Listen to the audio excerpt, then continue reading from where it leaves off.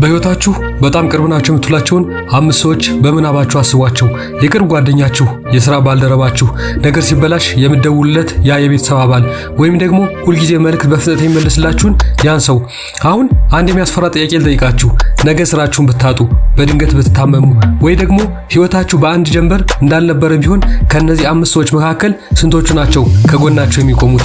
ዝም ብሎ የጽሑፍ መልእክት መላክ ወይም ደግሞ በለቀቃችሁት የሚያሳዝን ፎቶ ስር የልብ ምልክት መጫን ሳይሆን በአካል ተገኝቶ አብሮ የሚሆን።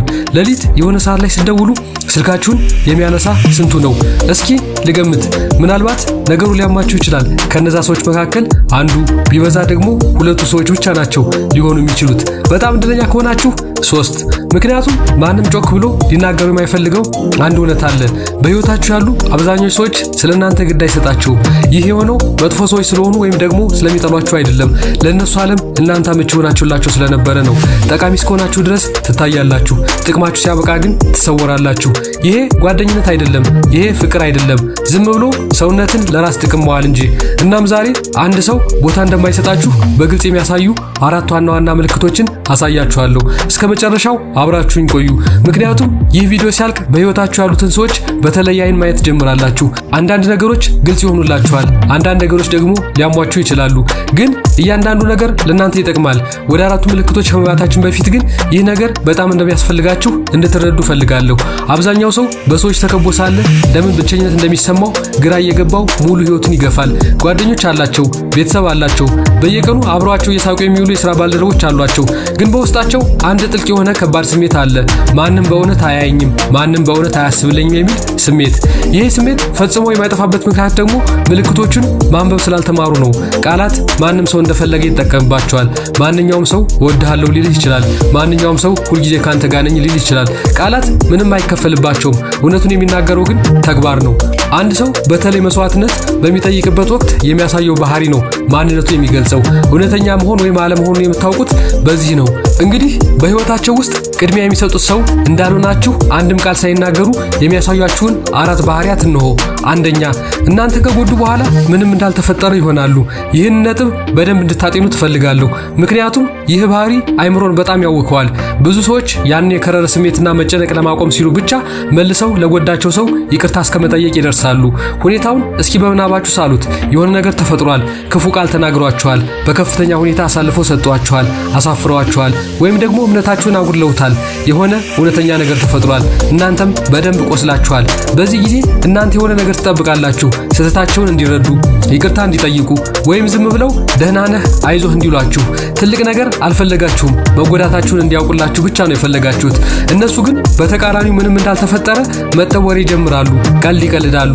ምሳ ምን እንደሚበሉ ያወራሉ። ወይ ደግሞ የሆነ ነገር እንድታግዟቸው ይጠይቋቸዋል።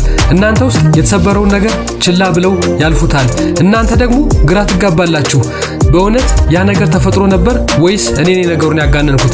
ዝም ብዬ ልለፈው እያላችሁ ትጨነቃላችሁ።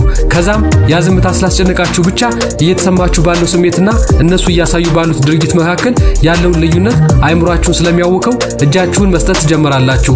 ለጥያቄዎቻቸው መልስ ትሰጣላችሁ፣ ለቀልዶቻቸው ትስቃላችሁ። ያንን አጋጣሚ ዝም ብላችሁ እንዲያልፍ ትፈቅዳላችሁ። በቃ ነገሩ በዚያው ተቀበረ ማለት ነው። እነሱ የሚፈልጉት በትክክል ይሄንን ነበር። ምክንያቱም ምንም እንዳልተፈጠረ መምሰል ምን ማለት እንደሆነ ያውቃሉ። ይቅርታ መጠየቅ ዋጋ ያስከፍላል። ኩራትንና እኔ ያውቃለሁ ባይነትን ዝቅ ማድረግን ይጠይቃል። ተሳስቻለሁ ብሎ ማመንን ይጠይቃል። እነሱ ደግሞ የዚህ ዋጋ በጣም ይከብዳቸዋል። ስለዚህ ዋጋውን ከሚከፍሉ ይልቅ ነገሩን ችላ ብሎ ማለፍን ይመርጣሉ። እነሱ ለረጅም ጊዜ ምንም እንዳልተፈጠረ መስለው ከቆዩ እናንተም በመጨረሻ እንደነሱ መሆን እንደምትጀምሩ እርግጠኞች ናቸው። የሚገርመው ደግሞ አብዛኛው ጊዜ ይህ ስልታቸው ይሰራል። ግን በሰራ ቁጥር በዛ ግንኙነት ውስጥ የሆነ ነገር በዝምታ ይሰባበራል። መተማመኑ እየሳሳ ይሄዳል። የመረጋጋት ስሜቱም እየቀነሰ ይመጣል።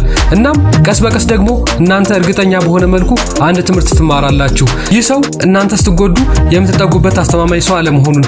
ምክንያቱም እናንተ በተጎዳችሁበት ወቅት እነሱ አብሯችሁ አይቆሙም። የሚያስብላችሁ ሰው እናንተን ጎድቶ ምንም እንዳልተፈጠረ ሊያደርግ አይችልም። በደሉ በጣም ስለሚያስጨንቃቸው የነገሩ ክብደት ይሰማቸዋል። ለማስተካከልም ይጥራሉ። ይህን የሚያደርጉት እናንተ ስላስገደዳችኋቸው ሳይሆን በእነሱ ምክንያት እናንተ ህመም ውስጥ መሆናችሁን ማየት ስለማይችሉ ነው። እውነተኛ አሳቢነት እንዲህ ነው። ባይመችም እንኳን ኩራትን ዋጥ አድርጎ ተሳስቻለሁ ይቅርታ ይላል። እነዚያን ቃላት ለመናገር በጣም ከባዶች ቢሆኑም እንኳን። ስለዚህ አንድ ሰው እናንተን የጎዳበትን አጋጣሚ ሁልጊዜ ችላ ብሎ የሚያልፍ ከሆነ ምንም እንዳልተፈጠረ የመምሰል ጥበብን በሚገባ ካዳበረ እሱ ማንነቱ ነው። እናም እንዲህ አይነት ሰው በቅርበት ልታቆዩት የሚገባ አስተማማኝ ሰው አይደለም። ሁለተኛ ከልብ የሚደረጉ ንግግሮችን ይሸሻሉ። እስኪ ይህንን ሁኔታ በአይነ ልቦናችሁ ሳሉት። ለሳምንታት ልባችሁ ላይ ከብዷችሁ የቆየን ነገር ለማውራት በመጨረሻ ድፍረቱን አሰባስባችኋል። እንዴት እንደምትናገሩ ደጋግማችሁ ተለማምዳችኋል። ትክክለኛውን ጊዜ መርጣችኋል። ትንፋሻችሁን ሰብሰብ አድርጋችሁ ማውራት ስትጀምሩ ግን ወዲያውኑ አርዕስት ይቀይራሉ ወይም ስልካቸውን መጎርጎር ይጀምራሉ። አሊያም ደግሞ በድፍን ቃላት ይመልሱላችኋል። አይናቸውን ወደ ሌላ ቦታ ያዞራሉ። እባክህ አሁን ስለዚህ ነገር ባናወራ ይሏችኋል። ይህ በድንገት የሚፈጠር ስህተት አይደለም። ይህ የባህሪ ልምድ ወይም ፓተርን ነው። የዚህ ባህሪ ስሙ ደግሞ መሸሽ ወይም ደግሞ አቮይዳንስ ይባላል። አንዳንድ ሰዎች ጥልቀት ላላቸው ነገሮች አለርጂ አለባቸው።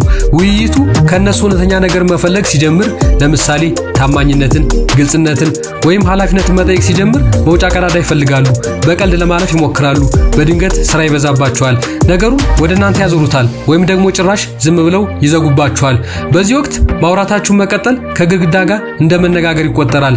እናንተ ደግሞ በእውነት የምታስቡ ሰው ስለሆናችሁ ራሳችሁን ማስተካከል ትጀምራላችሁ። የተወሰኑ ነገሮችን ማንሳታችሁን ታቆማላችሁ። የትኞቹ ጉዳዮች መነሳት እንደሌለባቸው ትማራላችሁ። እውነተኛ ማንነታችሁ ደግሞ ከጊዜ ወደ ጊዜ እየደበቃችሁ ትመጣላችሁ።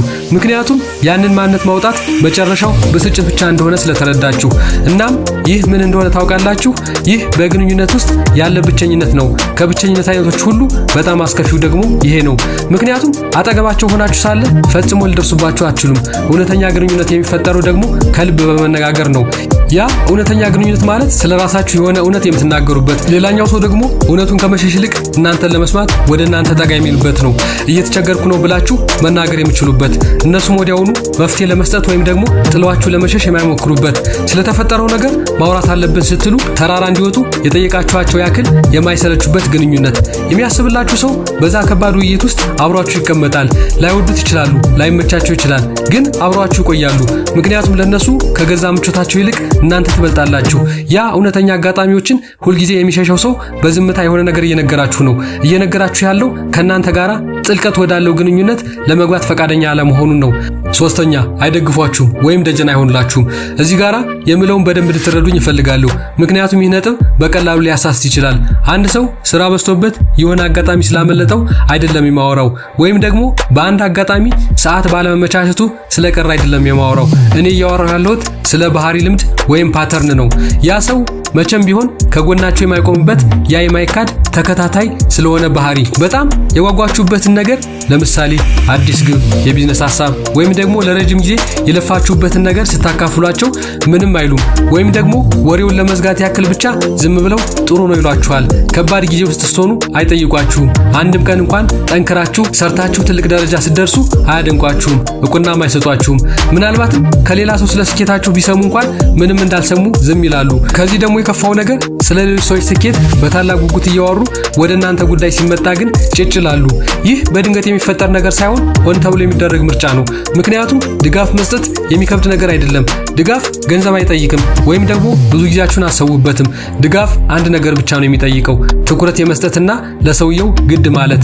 ስለ አንድ ሰው ስታስቡ ያ ሰው ምን ውስጥ እያለፈ እንደሆነ ታስተውላላችሁ፣ ምን እየሰራ እንደሆነ ትረዳላችሁ።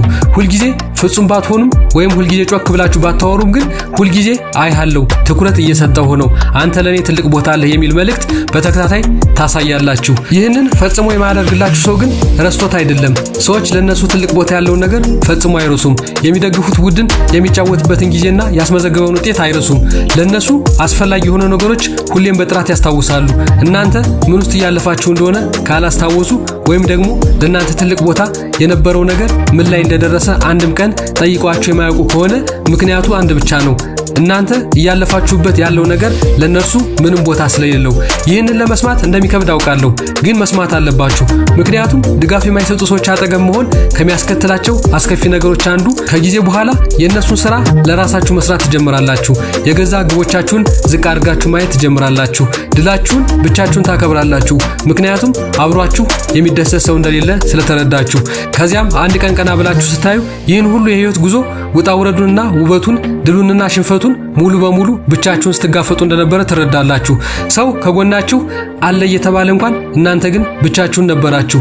እናንተ ግን በህይወታችሁ ላይ ኢንቨስት የሚያደርግ ሰው ይገባችኋል። ስለ ሁኔታችሁ ዝርዝር ጥያቄዎችን የሚጠይቅ ነገሮችን የሚያስታውስ። እናንተ ለሌሎች እንደምትገኙ ሁሉ ለእናንተም የሚገኝ ሰው ያስፈልጋችኋል። ይህን መጠበቅ ደግሞ ስግብግብነት አይደለም፣ እውነተኛ አሳቢነት እንጂ። አራተኛ፣ አጠገባችሁ ሆነው እንኳን የራቁ ይመስሏችኋል። ይህ የመጨረሻው ነጥብ ለማስረዳት በጣም ከባዱ ነው፣ ግን ለብዙዎቻችሁ ልባችሁ ድረስ የሚሰርጽ ይመስለኛል። ምክንያቱም ከውጭ ለሚያይ ሰው ምንም የሚታይ ነገር የለም። በአካል አብሯችሁ አሉ፣ አጠገባችሁ ተቀምጠዋል። በአንድ ክፍል ውስጥ ናችሁ፣ በአንድ መኪና ውስጥ ትጓዛላችሁ። ከውጭ ሲታይ ሁሉም ነገር ሰላም ይመስላል። የሚያያችሁ ሰው ሁሉ እነዚህ ሰዎች እኮ ደህና ናቸው ሊል ይችላል። እናንተ ግን እውነቱን ታውቁታላችሁ። በመካከላችሁ የማይታይ ግድግዳ አለ። ልታዩት ወይ ልትነኩት አትችሉም፣ ግን ሁልጊዜም ይሰማችኋል። ታወራላችሁ፣ ግን አትግባቡም። አብራችሁ ናችሁ፣ ግን አትቀራረቡም። የሆነ የጎደለ ነገር አለ። ያ የጎደለ ነገር ደግሞ የቆየ ከመሆኑ የተነሳ ምናልባት ግንኙነት ማለት እንዲሆን ብላችሁ ራሳችሁን እስከ ማሳመን ደርሳችኋል። ያ የሚሰማችሁ መራራቅ፣ ያ በእናንተና በሰውየው መካከል ያለው የማይታይ ክፍተት፣ እጃችሁን ዘርግታችሁ ልትነኩት በሚቀርብ ርቀት ላይ ሆናችሁ እንኳን የሚሰማችሁ ባዶነት እውነተኛ ነው። ይህ ምልክት ያ ሰው በስሜት ደረጃ ከእናንተ ግንኙነት ውስጥ ሙሉ በሙሉ መውጣቱን የሚያሳይ ትልቁ ማረጋገጫ ነው። በአካል አጠገባችሁ ቢኖሩም አስፈላጊ በሆኑ ነገሮች ግን የሉም። አእምሯቸውና ልባቸው ሌላ ቦታ ነው። ዝም ብለው እንደ ልማድ አብሯችሁ ይንቀሳቀሳሉ እንጂ የሉም። ሲጠየቁ ይመልሳሉ፣ አብሯችሁ በአንድ ቦታ ይገኛሉ፣ ግን ከጀርባው ምንም አይነት ሙቀት የለውም። ከእናንተ ጋራም ለመሆን ምንም አይነት እውነተኛ ፍላጎት አይታይባቸውም። ይህ የስሜት ርቀት ደግሞ አንድ መጥፎ ባህሪ ያለው፣ ድምጽ የለውም፣ ራሱንም አያሳውቅም። ዝም ብሎ ቀስ በቀስ አዲሱ ልምዳችሁ ይሆናል። እስኪ አንድ ቀን ራሳችሁን ቆም ብላችሁ ታዘቡት። የሆነ ሰው በእውነት ያያችሁ ይመስላችሁ የመጨረሻው ጊዜ መቼ እንደነበር ማስታወስ ትችላላችሁ? መቼ ነው የቀረባችሁ ወይም ደህንነት እንዲሰማችሁ ያደረጋችሁ? ያንን ግንኙነት ለማስቀጠል እናንተ ብቻችሁን ስለፉ ታገኙታላችሁ። ግንኙነቱ እንዳይላላ ረጅም ወሬዎችን ታወራላችሁ፣ ብዙ ጥያቄዎችን ጠይቃላችሁ፣ ከሚገባው በላይ ትለፋላችሁ። እነሱ ለመድፈን እንኳን የማይሞክሩትን ያንን ትልቅ ገደል እናንተ ብቻችሁን ድልድይ ለመስራት ትጥራላችሁ። ይህ በጣም አድካሚ ነው፣ የእናንተ ስህተትም አይደለም። እውነተኛ ቅርርብ ማለት በአንድ ክፍል ውስጥ አብሮ መሆን ብቻ አይደለም። እውነተኛ ቅርርብ ማለት በትኩረት መገኘት ማለት ነው። ሌላኛው ሰው በአእምሮም ሆነ በስሜቱ ሙሉ በሙሉ ከእናንተ ጋር ለመሆን መምረጡ ነው። እናም በዛች ቅጽበት እናንተ የምታደርጉት ውይይት በእነሱ ዓለም ውስጥ ከማንኛውም ነገር በላይ ትልቅ ቦታ እንዳለው የሚሰጧችሁ ስሜት የሚገልጽ ነው። ከልብ ከሚያስብላችሁ ሰው ጋር መሆን ማለት ትኩረታቸው ሙሉ በሙሉ እናንተ ላይ መሆኑን ማወቅ ማለት ነው። ያ አለመኖሩ ደግሞ ያ የማይታይ ግድግዳ፣ ያ የማይጠፋ የመራራቅ ስሜትና ከሰው አጠገብ ሆኖ የሚሰማ ብቸኝነት ነው። ይህ ምልክት ያ ሰው በአካል ካልሆነ በቀር በሌላ በኩል ጥሏችሁ እንደሄደ ከሚያሳዩ ግልጽ ምልክቶች አንዱ ነው። ገና በሩን ከፍተው አልወጡም እንጂ በስሜት ደረጃ ግን የሉም። እናም አሁን በዚህ እውነታ ላይ ምን እንደምታደርጉ የመወሰን ተራው የናንተ ነው። ውይይቶች በደረቁ ቁጥር ይቅርታን ስትጠብቁ ሳይመጣ ሲቀር፣ አጠገባቸው ሆናችሁ ብቻችሁ እንደሆናችሁ ሲሰማችሁ፣ ያ በሆዳችሁ ውስጥ የሚሰማችሁ ስሜት እውነቱን ሲነግራችሁ ቆይቷል። እናንተ ስሜታዊ አይደላችሁም፣ ከሚገባው በላይም አልጠየቃችሁም። በህይወታችሁ ያሉ ሰዎች እንዲደግፏችሁ፣ እንዲሰሟችሁ፣ እንዲረዷችሁና እንዲቀርቧችሁ መፈለግ ትልቅ መስፈርት አይደለም። ይሄ በጣም ዝቅተኛውና የመጀመሪያው የግንኙነት መመሪያ ነው። በህይወታችሁ ውስጥ ለምትሰጡት ፍቅርና ትኩረት የሚመጥን ቦታ ያስፈልጋችኋል። ይህንን ደረጃ እንደ ዝቅተኛው መስፈርት ማየት በጀመራችሁበት ቅጽበት፣ ከዚህ በታች ያለውን ነገር መቀበል ባቆማችሁ ቅጽበት ሁሉም ነገር መቀየር ይጀምራል። ትክክለኛዎቹ ሰዎች ታገኛላችሁ። ይቅርታ ብለው ከልባቸው የሚጸጸቱ፣ ከባድ ውይይቶችን የማይሸሹ፣ ለእናንተ ህይወት ልክ እንደገዛ ህይወታቸው ትኩረት የሚሰጡ እና አጠገባቸው ስትሆኑ ባዶነት ሳይሆን ሙላት እንዲሰማችሁ የሚያደርጉ ሰዎች አሉ። ከመሄዳቸው በፊት ለእነዚህ ሰዎች በህይወታችሁ ውስጥ ቦታ አመቻቹ። ይህ ቪዲዮ እይታችሁን ለመቀየር ረድቶኛል ካላችሁ ሰብስክራይብ፣ ላይክ እና መስማት ለሚገባው ሰው አጋሩት። ስለተከታተላችሁኝ ከልብ አመሰግናለሁ።